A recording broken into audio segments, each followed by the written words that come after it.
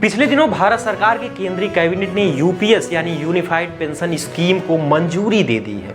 बताया जा रहा है कि इसे 1 अप्रैल 2025 को प्रभावी रूप से लागू कर दिया जाएगा।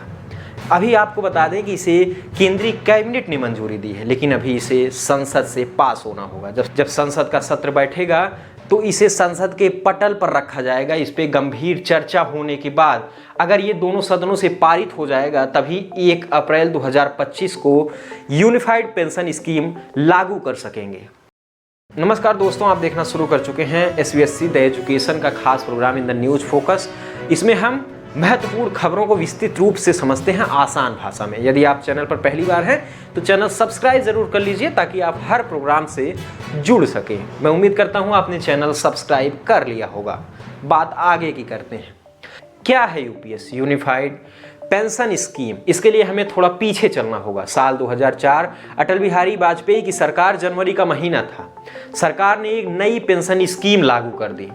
2004 में जो पुरानी पेंशन स्कीम थी उसे हटाकर नई पेंशन स्कीम लागू किया गया, जिसे हम एनपीएस यानी न्यू पेंशन स्कीम के नाम से जानते हैं। इस स्कीम ने जिस स्कीम को रिप्लेस किया था उसे ओपीएस के नाम से यानी ओल्ड पेंशन स्कीम के नाम से जानते हैं।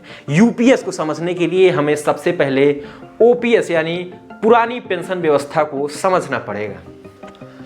आपको बता दें कि केंद्र सरकार और राज्य सरकार के कर्मचारियों को पेंशन देने का प्रावधान होता है।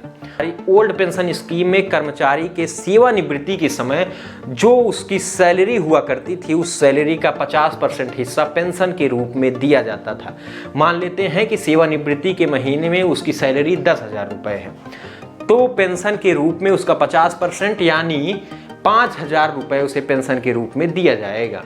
साथ ही साथ इसे समय समय पर महंगाई के हिसाब से बढ़ाया जाता था, यानी महंगाई भत्ता इसमें जुड़ा करता था। क्योंकि ऐसा नहीं था कि 10,000 की कीमत हमेशा वही रहेगी, समय के साथ उसकी कीमत में गिरावट होती रहती है। महंगाई बढ़ती है तो इसे बढ़ाना भी पड़ता है। ओल्ड पेंशन स्कीम में कुछ समस्याएं हुआ करती थी। इसमें सरकारी कर्मचारी कोई योगदान नहीं देता था और साथ ही पूरा पेंशन और उसकी महंगाई का खर्च सरकार की जेब से उठाना पड़ता था। पूरा वहन सरकार करती थी। इससे सरकार का पेंशन बिल बहुत अधिक बढ़ता जा रहा था। आपको बता दें 1990-91 से 2020-21 में पेंशन का बिल 58 गुना बढ़ चुका है।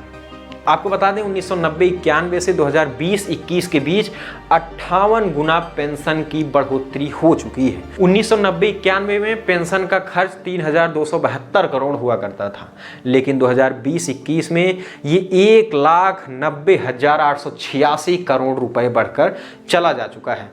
आप सोच सकते हैं कि अगर ओल्ड पेंशन स्कीम ही लागू होती तो सरकार के ऊपर कितना बोझ हो जाता। ओपीएस में एक खास व्यवस्था थी। इसमें निश्चित पेंशन स्कीम लागू हुआ करता था, यानी एक अमाउंट निश्चित हुआ करता था जो पेंशन के रूप में दिया जाएगा। लेकिन इस बर्डन की वजह से भारत सरकार ने 1 जनवरी 2024 को नई पेंशन योजना लागू कर दी। अब इस पेंशन योजना में जो निश्चित पेंशन स्कीम हुआ करता था उसे समाप्त कर दिया गया। कोई भी निश्चित अमाउंट नहीं दिया जाएगा। 2004 में सरकार ने एनपीएस यानी न्यू पेंशन स्कीम लागू कर दिया गया। इसके तहत निश्चित पेंशन स्कीम को समाप्त कर दिया गया, यानी जो एक निश्चित अमाउंट पेंशन के रूप में दिया जाता था उसको समाप्त करके बल्कि इसको शेयर मार्केट से लिंक कर दिया गया। यानी आपके पैसे को शेयर मार्केट में इन्वेस्ट किया जाएगा, उससे प्राप्त ब्याज को ही पेंशन के रूप में दिया जाने लगा। आपको बता दें इसमें कुछ केंद्र सरकार और कुछ राज्य सरकार, साथ ही साथ कर्मचारी के पैसे को इन्वेस्ट किया जाता था। परसेंटेज की बात करें तो इसमें 10% पैसा केंद्र सरकार और 14% कर्मचारी खुद भी पोषित करता है। इसे शेयर मार्केट में लगा दिया जाता है और शेयर मार्केट से जो ब्याज आता है उसको पेंशन के रूप में दिया जाता है।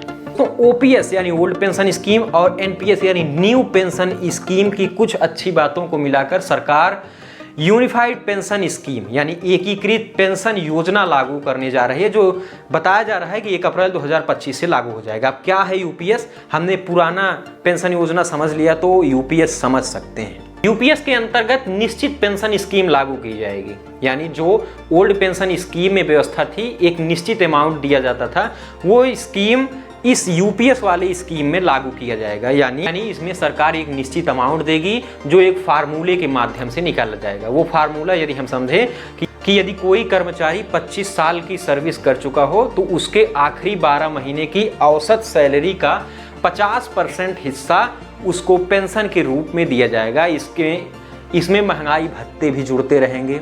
यदि कोई व्यक्ति 20 वर्ष ही सर्विस किया है तो उसके परसेंटेज में कुछ कमी हो जाएगी। इस हिसाब से उसके सर्विस देने के समय के हिसाब से उसके पेंशन के परसेंटेज में कमी होती जाएगी। लेकिन यदि कोई व्यक्ति 10 वर्ष की सर्विस कर चुका हो तो उसे 10,000 रुपये कम से कम पेंशन व्यवस्था दी जाएगी। इसमें निजी पारिवारिक पेंशन की व्यवस्था की गई है, यानी यदि कोई व्यक्ति सेवानिवृत्त होता है और उसके कुछ समय पश्चात उसकी मृत्यु हो जाती है तो उसके सबसे करीबी को सरकार उस पेंशन का 60% हिस्सा देती रहेगी। यदि मान लेते हैं कि उसकी मृत्यु के समय उसका पेंशन 10,000 रुपये थी तो उसके परिवार के सबसे नज़दीकी व्यक्ति को वो 6,000 रुपये पेंशन के रूप में सरकार देती रहेगी।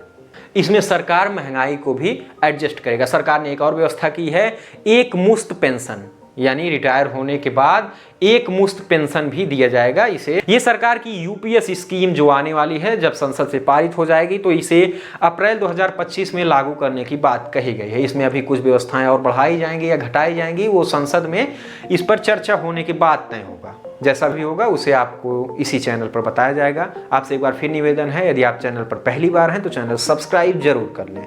आप सभी का बहुत बहुत धन्यवाद।